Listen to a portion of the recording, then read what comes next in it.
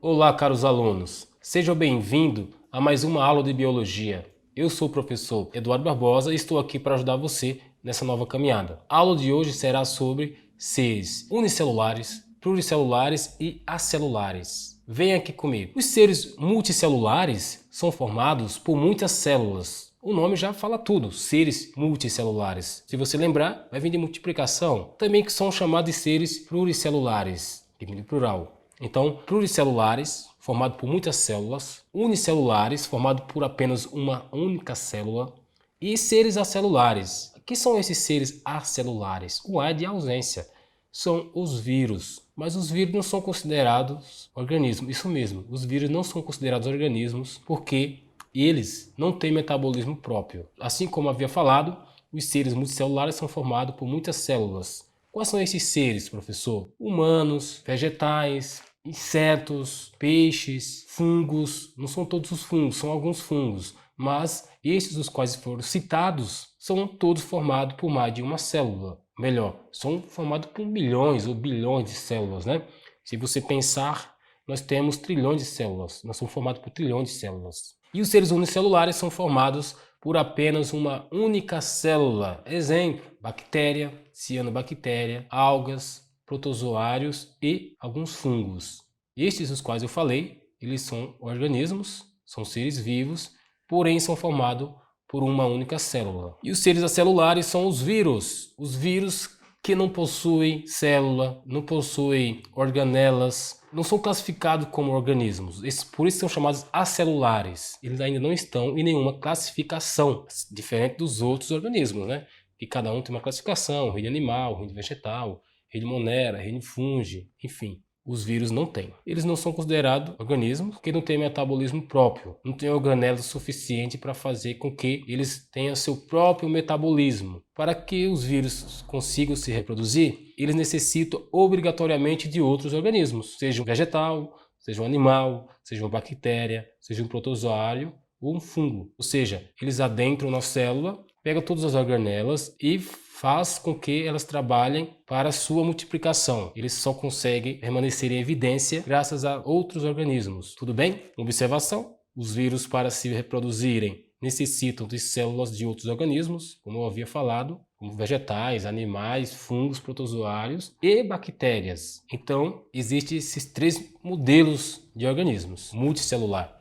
Nós, humanos, somos seres multicelulares, formados por trilhões de células. Seres unicelulares, fungos, bactérias e protozoários. Aqui tem algumas imagens, né, de seres multicelulares e seres unicelulares. Como já havia falado, aves, mamíferos como o tigre, insetos e alguns vegetais e alguns fungos. Existem fungos unicelulares e fungos pluricelulares. E organismos unicelulares, a bactéria, o protozoário como o Trypanosoma cruzi, como a ameba, esses são todos unicelulares, né? E seres acelulares são vírus, aqui alguns exemplares, o vírus do HIV, adenovírus, HPV, hepatite B, todos esses que estão aqui são acelulares, eles não têm célula, eles não têm uma estrutura básica, né, celular. Por isso, não são considerados organismos. Para ser considerado organismo, tem que ter célula e metabolismo próprio. Pessoal, agora iremos fazer os exercícios. São dois exercícios, né, para fixar melhor o conteúdo. O primeiro fala o seguinte: os seres pluricelulares ou multicelulares são organismos formados por um conjunto de células semelhantes e interdependentes que desempenham uma ou mais funções. Qual dos organismos abaixo representa essas características? Letra A: protozoários,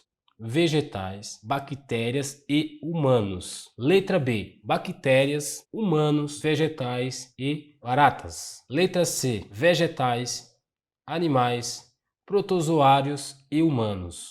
E letra D: humanos, pássaros, peixes e cavalos. Seria cavalos ali no plural, está no singular, mas tudo bem.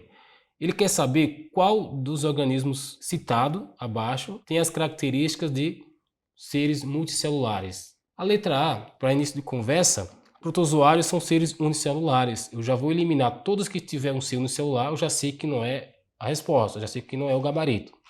Então eu vou eliminar a letra A, porque protozoários e bactérias são seres unicelulares. Vou eliminar a letra B, porque bactérias são seres unicelulares. Humanos, vegetais e baratas, ok, são seres multicelulares, formados de milhões de células. E a letra C, vegetais, ok, são seres multicelulares. Animais, ok. Protozoários são seres unicelulares. E humanos, não pode ser a letra C, porque tem protozoários, né? E ele só quer a alternativa que é apresentar todos os seres multicelulares. Qual que é? Muito bem, você acertou, a letra D. Todos que estão representados, ou seja, todos que são constituídos por mais de uma célula, é a letra D.